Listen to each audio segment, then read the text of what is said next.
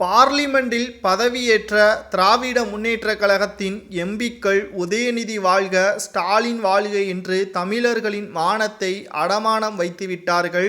ஆனால் கர்நாடகாவில் உள்ள சிறையில் உதயநிதி ஸ்டாலின் அவர்களை அடைப்பதற்கு இன்று காலை வெளியான தீர்ப்பால் ஒட்டுமொத்த திமுகவும் அதிர்ச்சியடைந்துவிட்டது.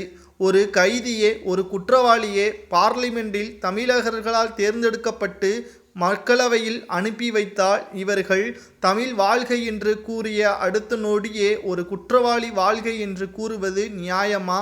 கிட்டத்தட்ட இந்தியாவின் ஒற்றுமையை சீர்குலைக்கும் விதமாக உதயநிதி ஸ்டாலின் அவர்கள் சனாதன பிரச்சனையை முன்னிறுத்தி பேசியிருந்தார். இது இந்தியா முழுவதும் பூகம்பமாக வெடித்தது.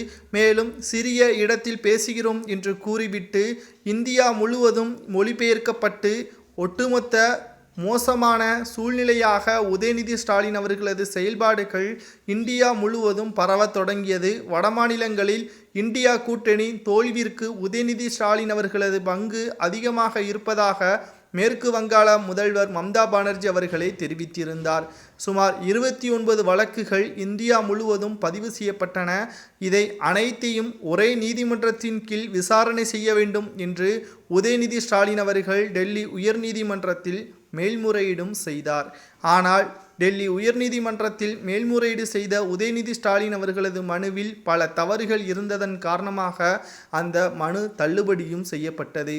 கர்நாடகா நீதிமன்றத்தில் உதயநிதி ஸ்டாலின் அவர்கள் ஆஜராக வேண்டும் என்று 2 முறை சம்மன் அனுப்பப்பட்டது. ஆனால் 2 முறையும் வர தாமதமானதன் காரணமாகவும் கிட்டத்தட்ட அந்த வழக்கில் நேரடியாக ஆஜராகாத காரணத்தினாலும் 3வது முறை சம்மன் அனுப்பப்பட்டிருக்கிறது. நேற்று அனுப்பப்பட்ட சம்மனில் கர்நாடகா உயர்நீதிமன்ற நீதிபதி கூறுகையில், இந்த மனுவில் நேரடியாக உதயநிதி ஆஜராகாமல் இருந்தால் பிடிவாரன் மூலமாக கர்நாடகா காவல்துறையினர் அமைச்சர் உதயநிதியை கைது செய்யலாம் என்றும் தெரிவித்திருந்தது.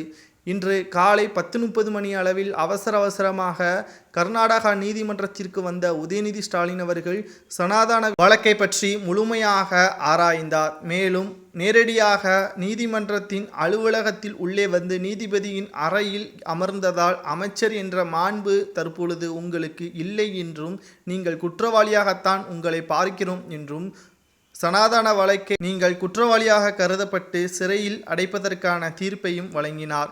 மேலும் சிறைக்கு செல்லாமல் இருக்க வேண்டும் என்றால் ஜாமீன் பெறுவதற்கு 1.5 லட்சம் ரூபாய் கொடுத்து ஜாமீனும் பெற்று தற்பொழுது வெளியே வந்திருக்கிறார். இந்த வழக்கானது மீண்டும் ஆகஸ்ட் 14ஆம் தேதி நீதிமன்றத்திற்கு விசாரணைக்கு வரும் என்பதும் குறிப்பிடத்தக்கது.